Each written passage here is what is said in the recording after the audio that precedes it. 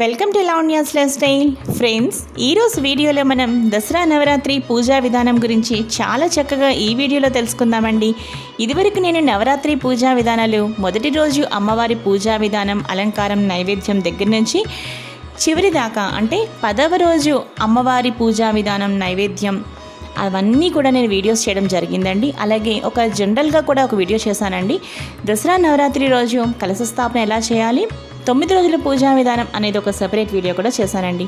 మీరు అవన్నీ కూడా మిస్ అయినా ఈ వీడియో కింద డిస్క్రిప్షన్ బాక్స్ని మీరు చూస్తే చాలండి. అక్కడున్న లింక్స్ అన్నింటినీ కూడా మీరు చూస్తే మీరు ఆ వీడియోస్ అన్నీ కూడా చూడగలుగుతారు. అలాగే కొన్ని ముఖ్యమైన ఎండ్ స్క్రీన్స్లో కూడా కొన్ని వీడియోస్ ఇస్తానండి.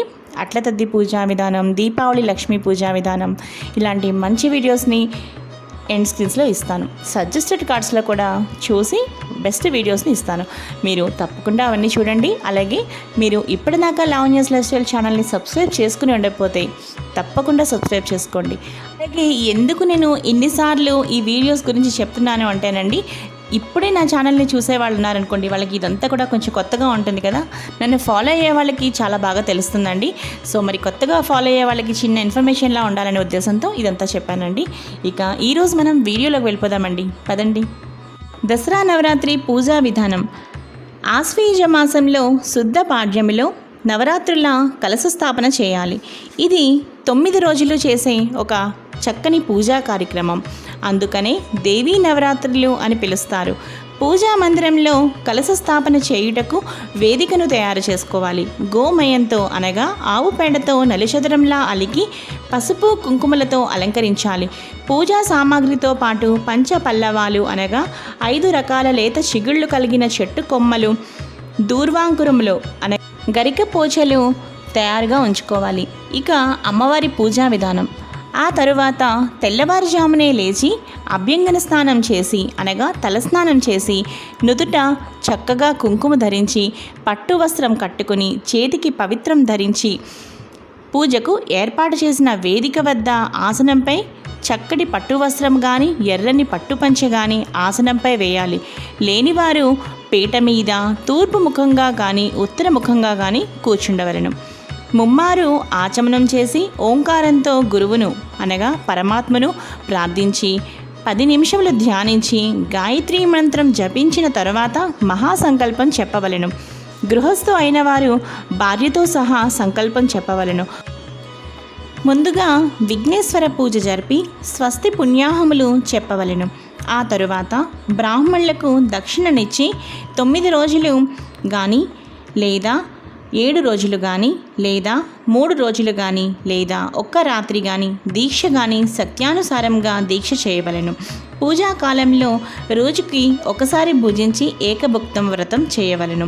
9 రోజుల పూజ అయ్యే వరకు అఖండ దీపారాధన రాత్రింబగళ్ళు వెలగవలెను. ఇక ఆయుధ పూజ గురించి తెలుసుకుందామండి.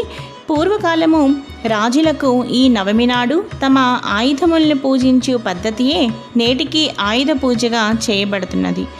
ఆయుధములతో పాటు ఛత్ర చామరములు, రాజలాంఛనములు, తానెక్కిన వాహనములు, గజము, అశ్వము అనగా ఈ రోజుల్లో కారు, అలాగే ద్విచక్ర వాహనాలు, సైకిలు, అలాగే స్కూటరు ఇలాంటివన్నీ ఉంటాయి కదా, అలా అన్నమాట.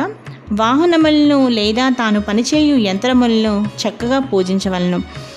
అపరాజిత సమీ పూజ. సమయితే పాపం శత్రు వినాశము అర్జునస్య ధనుర్ధారి రామస్య ప్రియదర్శిని అను మంత్రంతో సమీ వృక్షమును పూజించవలెను అనగా జమ్మి వృక్షమును పూజించవలెను. అపరాజితాదేవిని పూజించి ఊరి పొలిమేరను దాటి సీమోల్లంఘనం చేయవలెను. గ్రామమునకు ఈశాన్యంగా చేసి అపరాజితాదేవిని ఈ విధంగా పూజించవలెను. మధ్యే అపరాజితాయే నమః ఇత్యవరాజితామావాహ్య తద్దక్షిణే క్రియాశక్త్యే నమః ఇతి జయాం నామతః ఉమాయే నమః ఇతి విజయామావాహ్మ అపరాజిత ఏ నమః జయాయే నమః విజయాయే నమః అని అపరాజితాదేవిని పూజించి రాజులు పట్టాభిషేకంను విజయదశమి నాడు చేయుదురు. చూసారు కదా ఫ్రెండ్స్, దసరా నవరాత్రి పూజా విధానం గురించి, అలాగే విజయదశమి యొక్క ప్రాముఖ్యత గురించి. ఫ్రెండ్స్, ఈరోజు వీడియో ఇదేనండి. ఈ వీడియో మీకు నచ్చితే లైక్ చేయండి, షేర్ చేయండి. అలాగే లావణ్యాస్ లైఫ్ స్టైల్ ఛానల్ని సబ్స్క్రైబ్ చేసుకోండి. అలాగే నేను డిస్క్రిప్షన్ బాక్స్లో ఇచ్చిన వీడియోస్ని, సజెస్టెడ్ కార్డ్స్లోవి, ఎండ్ స్క్రీన్స్లో ఉన్న వీడియోస్ని కూడా చూడండి. మరో మంచి వీడియోతో కలుస్తాను. Bye friends.